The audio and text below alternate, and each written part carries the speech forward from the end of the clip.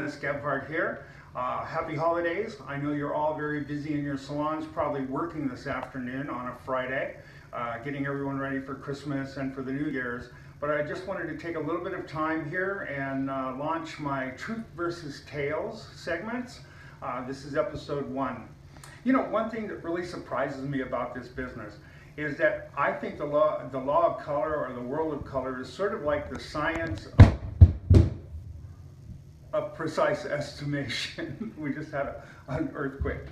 Of precise estimation, meaning that there's so many different versions of how the law of color works and how we mix colors and things like that. And oftentimes I either see things on Facebook or I hear things on the internet, or people actually directly talk to me and say, look, here's what I was told.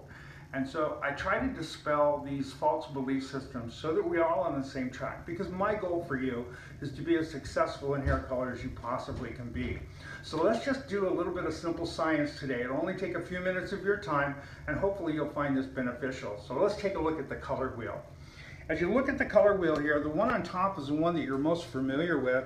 We all know this wheel pretty intimately. We've learned it in beauty school, and you probably, I'm sure you have it in the salon around. But actually this is not accurate on how the color wheel actually works. If you look down below, this is actually the way the color wheel works. The color wheel is a three-dimensional tool.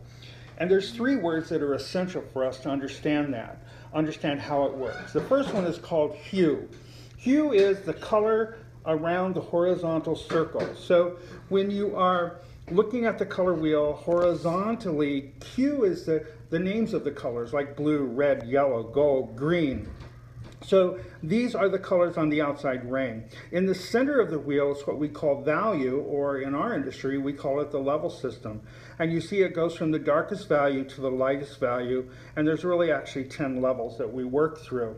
So the hue, or the tones, are actually horizontal. The value is vertical. And then of course, working across the wheel, which most of us know about the color wheel, complementary colors, is that the closer to the center you get, you create something, or you're dealing with what we call chroma.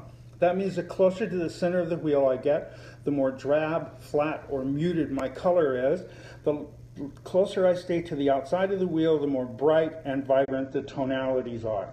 So understanding how the color wheel works is key for us. Now I just wanted to give you a little piece of information there. Now I want to talk a little bit about, doing a little experiment.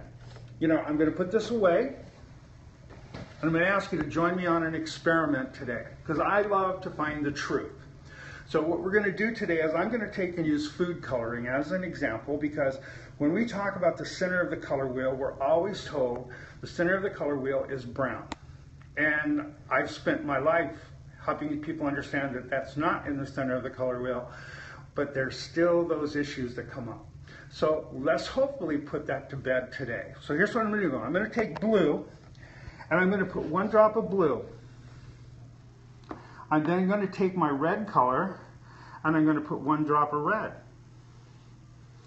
And then I'm going to take my yellow, and I'm going to put 1 drop of yellow.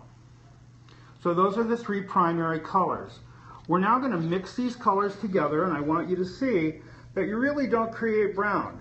You create some sort of dark tonality. And that holds true with what the law of color says. The center of the wheel is really black to gray.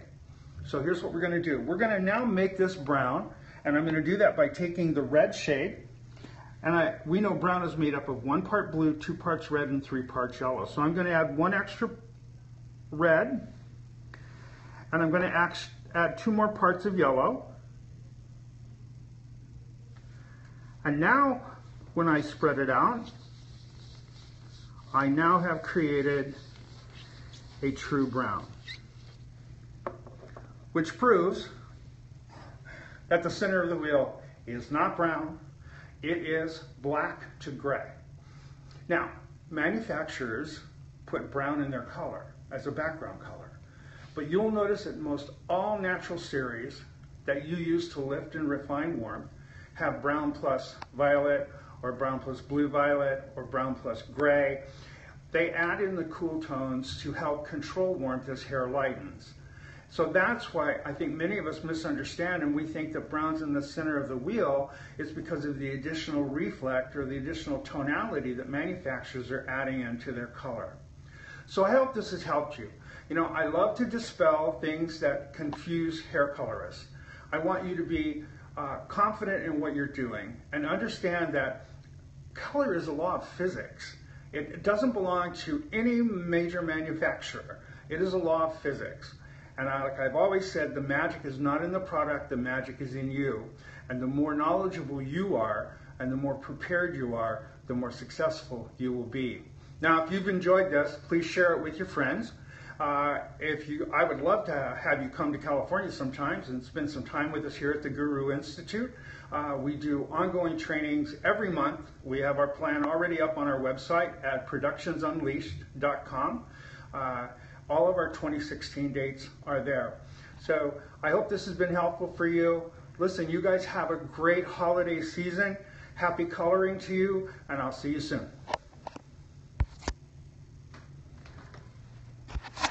Stop